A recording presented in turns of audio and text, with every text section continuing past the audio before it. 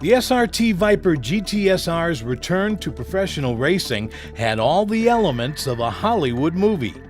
Fade in, Act 1, the preparation and anticipation of competition. Act 2, conflict on the track that must be overcome.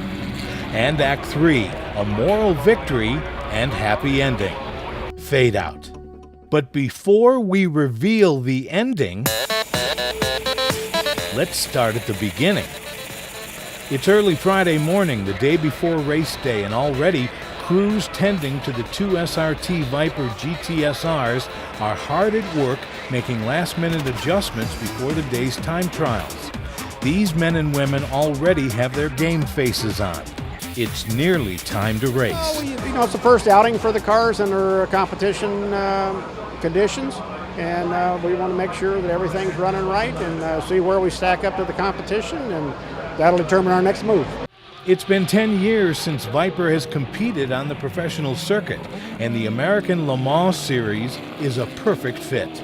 The return of the SRT Vipers to active competition in the American Le Mans Series is really the fulfillment of a long-term goal of ours. And to have another iconic American sports car competing in the American Le Mans Series presented by Tequila Patron doesn't get any better. I'm very impressed with the dynamics of the team, the camaraderie already, the owners, the race team, Riley, everybody involved from the engine builders to the suspension guys. They're all pulling in the same direction, which has kind of been the theme of Chrysler in general, really a collaborative effort. Time trials are set to begin, SRT Viper's first big test on the track.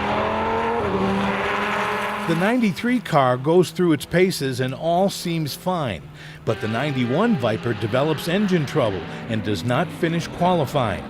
That means it will start Saturday's race at the very back of the field, and it also means a new engine will have to be installed.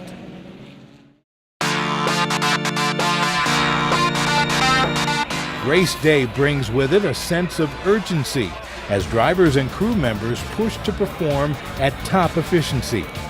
Yet there is still time for some lighter moments as SRT Viper drivers take part in an autograph session with fans just before the race. Well, I am a Viper fan, so I actually came out as soon as I heard that the Viper was going to be here, and I actually just heard about it last Wednesday. You know, the Viper's our car. I know, and hopefully one day it'll be my car. And finally, the race. The number 93 SRT Viper GTS-R, piloted by Mark Goossens and Tommy Kendall, started in the 10th position. And in 12th place was Dominic Farnbacher and Kuno Whitmer in the number 91 Viper. The race was a timed event, meaning that it would run for 2 hours and 45 minutes and not by a set number of laps. The track is a 2.4-mile road course that drivers consider fair but challenging. Now the Hollywood ending kicks in. Not only were both Vipers running at the finish, the performance improved throughout the competition. As an added bonus, one of the Viper GTS-Rs had a top 10 finish. The team of Whitmer and Farnbacher finished 10th in the number 91, while Mark Goossens and Tommy Kendall were 12th in the number 93 Pennzoil Ultra SRT Viper GTS-R.